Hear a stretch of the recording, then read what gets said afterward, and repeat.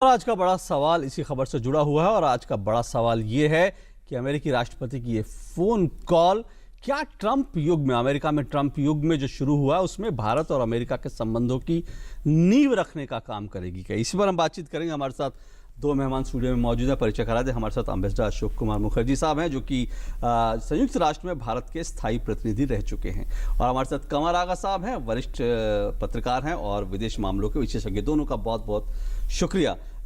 Ambassador Ashok, सबसे पहले important बात यह है कि दो राष्ट्र अध्यक्ष प्रमुख जो हैं पहली बार बातचीत करेंगे, और क्या ये बातचीत हेलो हाय तक रहेगी? कुछ औपचारिकताएं होंगी, हालचाल पूछेंगे, या फिर इससे आगे भी बात हो सकती है? देखिए, ये कहना मुश्किल है कि आधे घंटे का जो समय दिया गया है ये वार्तालाप के लिए, इसमें क्या क्या मुद्दे पे बात होगी। हाय और हेलो का तो हो चुका है। 8 नवंबर को प्रधानमंत्री जी ने प्रेसिडेंट इलेक्ट ट्रंप के साथ बात कर चुके हैं। तो आशा है कि आज रात को जो बात हो, जो टेलीफोन कॉल होगी, उसमें ये कई अहम मुद्दे पे बात करेंगे। जैसे आपको मालूम है, प्रेसिडेंट ट्रंप अपने जो इनॉग्रेशन स्पीच में जो जिन मुद्दों पे इन्होंने जोर दिया है, उनमें एक मुद्दा है make in America, buy American hire American. और देखना है कि हमारे देश में जब मेक इन इंडिया का कार्यक्रम बहुत जोरी से चल रही है, तो इस दो प्रोग्राम के बीच में हम कैसे सामंजस्य बैठाना पड़ेगा, संतुलन कैसे बनाएंगे जी, ये एक चुनौतीपूर्ण रहेगा। मैं इस पर आऊंगा, इसमें महत्वपूर्ण बात है। लेकिन कमर आगा साहब, एक जो ट्रंप के साथ जो पूरी टीम थी, उस टीम की ओर से बार बार ये कहा जा रहा है कि ये सबसे अच्छा दौर है भारत और अमेरिका के संबंधों के लिए। ट्रंप की टीम की तरफ से ये भी लगातार कहा जा रहा है कि पहले अमेरिकी व्यक्ति हैं जो राष्ट्रपति पद तक पहुंचे, जिन्होंने नेशनल टेलीविजन पर यह कहा कि वो भारत से और भारतीयों से बहुत प्यार करते हैं। क्या इसके मायने हैं? देखिए, कई चीज़ें हैं। पहली बात ये कि भारत एक बहुत शक्तिशाली देश के रूप में इमर्ज कर चुका है। ख़ास तौर से अमेरिका भी देखता है, ये एशिया पैसिफिक में एक लीडरशिप रोल के में देखता है भारत को, और एक बड़ा रोल उसका नज़र आता है इस पूरे क्षेत्र में। दूसरी चीज़ ये है कि भारत एक बहुत बड़ा मार्केट भी है। तीसरी चीज़ ये है कि भारत में पढ़े लिखे अंग्रेज़ी बोलने वाले, कंप्यूटर से भी, फिर उसके अलावा ये कि टेक्निकल लोग बड़ी संख्या में पाए जाते हैं। चौथी चीज़ ये है कि दोनों जगह डेमोक्रेसी है, एक ही सिस्टम है, एक ही तरह की आज़ादी है, एक ही तरह के सिस्टम है। वेस्टर्न डेमोक्रेसी दोनों जगह पे है, दोनों जगह सेकुलर सिस्टम्स है, सेकुलर गवर्नमेंट्स भी हैं। तो बहुत ज़्यादा कॉमनैलिटीज़ हैं। फिर उसके बाद हमारा पिछले कुछ समय में हम लोग के नेशनल इंटरेस्ट भी अमेरिका का और भारत के बहुत सी चीज़ों पे मिलते हुए पाए जाते हैं। लेकिन जैसे कि चाइना को लेके, ये जो आपने कहा महत्वपूर्ण, लेकिन एक चीज़ जो इन्होंने कही, अब असली बात वही है कि भारत के जो कंप्यूटर ट्रेंड जो व्यक्ति हैं और जो संरक्षणवादी नीति लग रहा है ट्रंप की, उसमें संतुलन बनाना जो एक बड़ी चुनौती हो जाएगा। अशोक, एक चीज़ मैं कहना चाहूँगा कि ये जो बातें हैं ये बहुत माइनर बातें हैं। हमारे साथ, उनके साथ, दोनों के साथ मिलकर ज्वाइंट डिफेंस प्रोडक्शन में बात हो रही है, वर्टिकल टेक ऑफ हेलीकॉप्टर बनाने की बात हो रही है, फिर उसके अलावा और मिलिट्री व्हीकल्स वगैरह की बातचीत हो रही है, सोफिस्टिकेटेड टेक्नोलॉजी ट्रांसफ़र की बात हो रही है, 6 न्यूक्लियर रिएक्टर वेस्टिंग हाउस हमको देगी।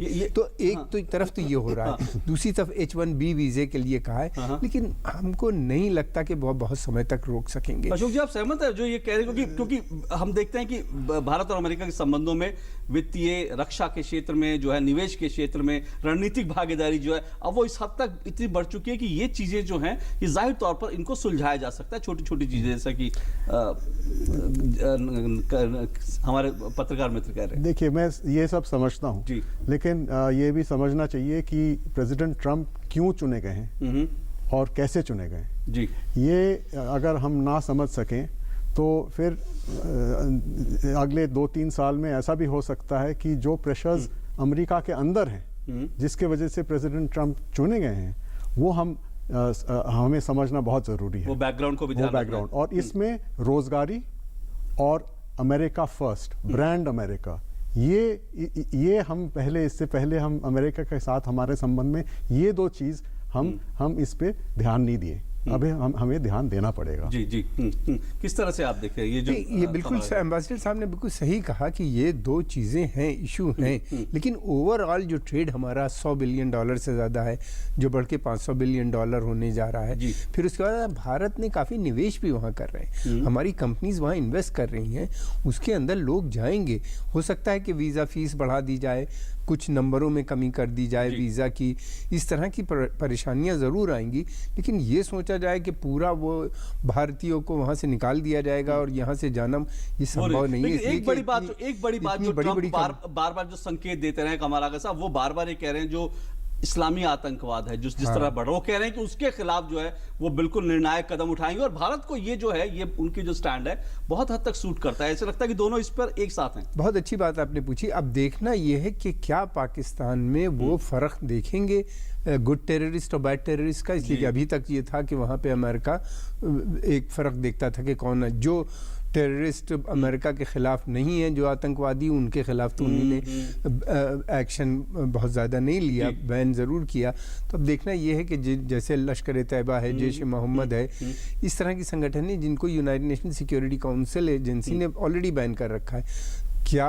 हाफिज़ सईद की अरेस्ट के लिए जिनके ऊपर $10 मिलियन की बाउंटी अमेरिका में है, क्या उसके ऊपर जोर देंगे, या अगर वो नहीं मानता तो क्या कुछ जैसे हक्कानी नेटवर्क जो अमेरिकन को मार रहे हैं, अमेरिका के खिलाफ लड़ाई अफगानिस्तान में लड़ रहे हैं, उनको लेते हुए क्या कुछ प्रतिबंध लगाने की बात हो सकती है? इसलिए कि बगैर प्रतिबंध लगाए मुझे नहीं लगता कि ये रुकेगा, इसलिए कि पाकिस्तान डुअल बात करता है। जैसे ही ट्रंप आए वैसे ही उन्हीं ने अमेरिका से दोस्ती की बात शुरू कर दी। पर अशोक जी, ये यूनाइटेड नेशन में आप रहे हैं और वहां पर हमने देखा यूनाइटेड नेशन के मंच पर भी जो है भारत और पाकिस्तान की ये जो आतंकवाद को लेकर जो मतभेद है वो हमेशा वहां पर एक मुद्दा बनाने की कोशिश होती रही है, और अमेरिकी उस पर किस तरह से रिएक्ट करता है ये भी आपने बहुत करीब से देखा है। तो आपको क्या लगता है कि ट्रंप युग में भारत ये उम्मीद कर सकता है कि आतंकवाद के खिलाफ जो है, खास करके पाकिस्तान की धरती से जो आतंकवाद, उस पर जो है कोई कड़ा कदम उठाया जाएगा? देखिए, उस मंच में अगर किसी को ऐसा कदम लेना हो तो उसको निर्णय करना पड़ेगा कि वो चीन के खिलाफ क्या करे, क्योंकि उस मंच में ना तो भारत ना तो पाकिस्तान बैठता है यूनाइटेड नेशन सिक्योरिटी काउंसिल में। अंदर जो बात होती है वो इशारा से बात होती है और एक किस्म का प्रॉक्सी वॉर चल रहा है। तो अगर आज तक चीन ने समर्थन दिया पाकिस्तान को, मसूद अजहर पे और बाकी जिन लोगों के बारे में आपने बात किया उन पे, तो अब प्रेसिडेंट ट्रंप के जो एडमिनिस्ट्रेशन अब आई है सत्ते पे, तो अब देखना है कि ये यूएस एडमिनिस्ट्रेशन चाइना को डायरेक्टली अपोज कर सकती है या नहीं। ये समस्या देखना, ये एक महत्वपूर्ण बात रही। लेकिन कुल मिलाकर अगर मैं आपसे 5 वो बिंदु पूछूं जो ट्रंप युग में, जब हम बार बार कह रहे हैं ट्रंप युग की शुरुआत है अमेरिका में, ट्रंप युग में ऐसे कौन सी 5 प्रायोरिटी रहेंगी भारत को लेकर जिसको ट्रंप चाहेंगे कि पहले पुश किया जाए? और मैं आपसे पूछना चाहूंगा भारत की क्या 5 प्रायोरिटी रह सकती है जिसको भारत पुश करना चाहेगा? देखिए, अमेरिका की तरफ से 5 प्रायोरिटीज में सबसे पहला प्रायोरिटी ट्रेड होगा। वो चाहते हैं उनका मार्केट एक्सेस बढ़ता जाए यहाँ पे जी। नंबर 2 प्रायोरिटी होगा मैनेजिंग इमिग्रेशन। ये H1B वीज़ा का जो समस्या है ये उस प्रायोरिटी में आती है, क्योंकि वो दिखाने चाहते हैं कि अमेरिका में जो जॉब्स हैं वो अमेरिकन्स के लिए, उनका नारा था। जी बिल्कुल जी। तीसरा प्रायोरिटी होगा काउंटरिंग टेररिज्म, और हम उसमें देखते हैं कि हमारे दो देशों के बीच में कैसे हम आगे बढ़ सकेंगे। तो ये तीसरा प्रायोरिटी है। चौथा प्रायोरिटी है टू मेक एशियन सिक्योरिटी पे फॉर इटसेल्फ। आपने देखा होगा इन्होंने कहा है कि हमारे जितने भी अलायंस पार्टनर्स हैं, अब समय आ गया है कि हर एक अलायंस पार्टनर अपना सिक्योरिटी के लिए अपने आप खर्चा करे। बिल्कुल। और इस दृष्टि से अगर आप देखें तो हमारा क्या रोल होगा उसमें, ये सवाल देखना। और पांचवा है साइबर सिक्योरिटी। आप देखे होंगे कि रुडोल्फ जूलियानी को इन्होंने अपना साइबर सिक्योरिटी का जार बना के नियुक्त किए हैं। रुडोल्फ जूलियानी जो न्यूयॉर्क सिटी का मेयर था पहले। अब देखना है कि हम अमेरिका के साथ कैसे किस कदम उठा सकते हैं जाकि हम एक साथ मिलकर साइबर सिक्योरिटी का सामना कर सकेंगे। कमला साहब, भारत की 5 प्राथमिकता इस बदले दौर में? देखिए, सबसे टॉप प्रायोरिटी पे रहेगी ट्रेड वगैरह तो रहता ही है हमेशा दोनों देशों के बीच में, वो हमारा भी टॉप प्रायोरिटी रहेगी। आतंकवाद को लेके हम चाहेंगे कि पाकिस्तान के ऊपर सख्ती की जाए, और हम ही नहीं बल्कि अफगानिस्तान और दूसरे मुल्क भी चाह रहे हैं। इंडिया की ख़ास तौर से प्रायोरिटी रहेगी कि आतंकवाद के मसले पे कोऑपरेशन होना चाहिए। तीसरी चीज़ ये होगी transfer of sophisticated technology to India, जिसकी हमको ज़रूरत है, जिसमें न्यूक्लियर टेक्नोलॉजी भी है, स्पेस टेक्नोलॉजी भी है। जॉइंट प्रोडक्शन डिफेंस के क्षेत्र में, स्पेस की फील्ड में जॉइंट प्रोडक्शन हो, ताकि और फिर जो चीज़ें बने हम तीसरे कंट्रीज़ में उनको बेच सकें। उससे ये होगा कि हमारे डिफेंस एक्सपेंडिचर में भी कमी आएगी।